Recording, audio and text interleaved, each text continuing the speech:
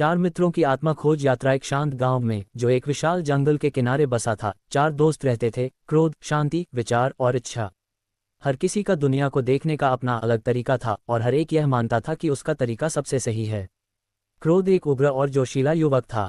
वह मानता था कि ताकत जुनून से आती है और जुनून को सबसे अच्छे तरीके से क्रोध के जरिए व्यक्त किया जा सकता है।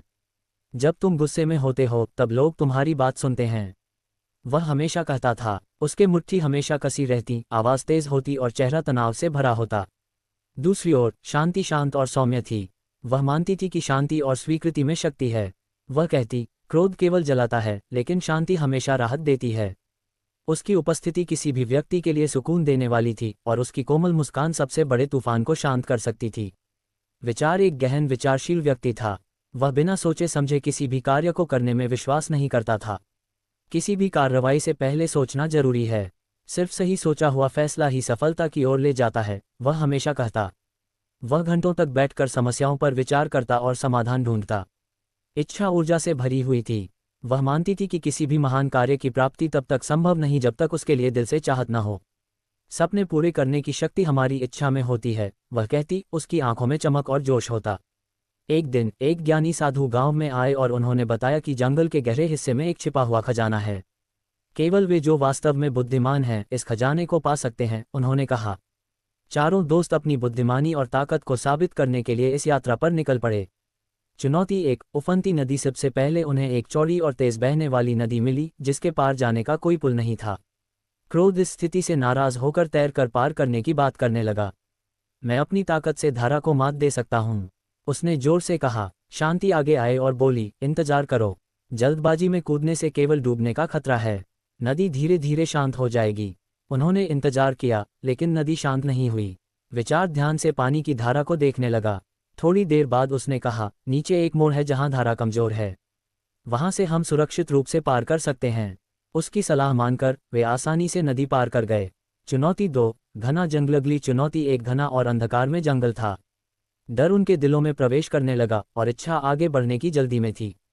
खजाना इंतजार कर रहा है, हमें समय बर्बाद नहीं करना चाहिए, उसने जोर दिया। लेकिन शांति ने सुझाव दिया, आइए धीरे धीरे और सावधानी से चलें, अंधेरे में दौड़ने से हम रास्ता भटक सकते हैं। क्रोध उनकी झिझक से परेशान होकर चिल्लाया, हमारे पास समय नहीं है। वह गुस्से में आगे बढ़ा लेकिन जल्द ही खुद को कांटेदार झाड़ियों में उलझा पाया। विचार स्थिति को देखते हुए बोला, अगर हम एक छोटी मशाल जलाएं तो हम रास्ता साफ साफ देख सकते हैं और जल्दबाजी भी नहीं करनी पड़ेगी। इच्छा की ऊर्जा का उपयोग करें और हम योजना बनाकर आगे बढ़ेंगे। उन्होंने मशाल जलाई और सुरक्षित रूप से जंगल पार कर लिया।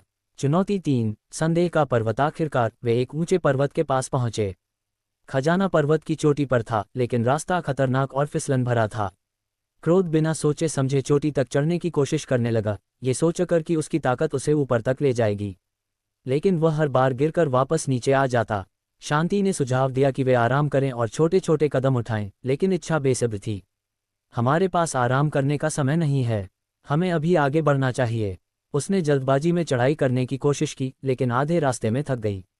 विचार ने रुककर कहा, इच्छा सही है कि हमें प्रेरणा चाहिए, लेकिन शांति भी सही है कि जल्दबाजी हमें विफल कर सकती है। हमें दोनों को संतुलित करना होगा। जब चढ़ाई कठिन हो जाए तब क्रोध की ताकत का उपयोग करेंगे, लेकिन सोच समझकर। एक साथ मिलकर वे धीरे धीरे पहाड़ की चोटी तक पहुंचे। चढ़ाई के दौरान क्रोध ने उन्हें तब ताकत दी जब वे थक गए थे। इच्छा ने उन्हें याद दिलाया कि ऊपर खजाना उनका इंतजार कर रहा है। शांति ने उन्हें तब शांत किया जब वे निराश होने लगे, और विचार ने उनके कदमों का मार्गदर्शन किया। चोटी पर उन्हें सोने या हीरों का कोई खजाना नहीं मिला, वहां सिर्फ एक साधारण शीशा था। हैरान होकर उन्होंने उसमें एक एक कर देखा और महसूस किया कि असली खजाना खुद यात्रा में था। उनकी सफलता उनके गुणों के संतुलन में छिपी थी। नैतिक क्रोध हमें कार्रवाई के लिए प्रेरित करता है, लेकिन बिना नियंत्रण के वह गलतियां करवा सकता है। शांति हमारे मन को शांत करती है, लेकिन केवल शांति से कोई प्रगति नहीं होती। विचार सही निर्णय लेने में मदद करता है, लेकिन इच्छा के बिना सोचना ही काफी नहीं है। इच्छा हमें लक्ष्य की ओर धकेलती है, लेकिन बिना योजना के ये हमें अधीर बना देती है। सच्ची सफलता तब मिलती है जब हम अपने भीतर इन सभी शक्तियों का संतुलन बनाते हैं।